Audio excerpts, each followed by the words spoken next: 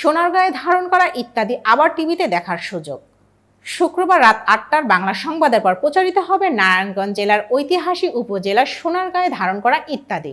২০২১ সালের অক্টোবর মাসে বাংলাদেশের লোক ও কারুশিল্প ফাউন্ডেশন প্রাঙ্গণে অবস্থিত বড় সর্দার বাড়ির সামনে শিল্পাচার্য জয়নুল আবেদিনের বিখ্যাত সংগ্রাম তৈলচিত্রের আদলে তৈরি ভাস্কর্যকে ঘিরে বসা কয়েক হাজার দর্শক নিয়ে অনুষ্ঠানটি ধারণা করা হয়। ইত্যাদি রচনা ও পরিচালনা করেছেন, উপস্থাপনা করেছেন হানিফ সংকেত।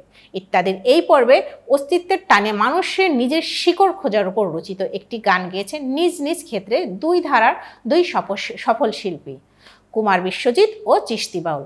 গানটির কথা লিখেছেন মোহাম্মদ রফিকুজ্জামান, সুর ও সঙ্গীতায়োজন করেছেন ইকবাল টিপু।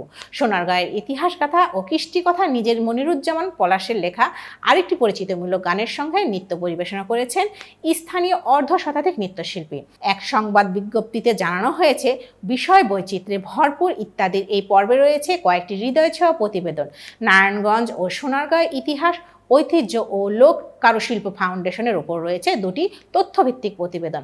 সোনারগাঁয়ের নদীতে ভাসমান বেদে পরিবার, চর্মকার, চরাশ্রয়ী জেলে ও অন্তজ সম্প্রদায়ের পরিবারের শিশুদের মধ্যে শিক্ষার আলো ছড়িয়ে দেওয়ার এক আত্মপ্রত্যয়ী যুবক শাহেদ কায়েসের উপর রয়েছে একটি শিক্ষামূলক প্রতিবেদন। এতক্ষণ বার্তা বৈঠকের সাথে থাকার জন্য ধন্যবাদ। নতুন নতুন তথ্য ও সংবাদ পেতে বার্তা বৈঠকের ইউটিউব চ্যানেল ও ফেসবুক পেজের সাথেই থাকুন।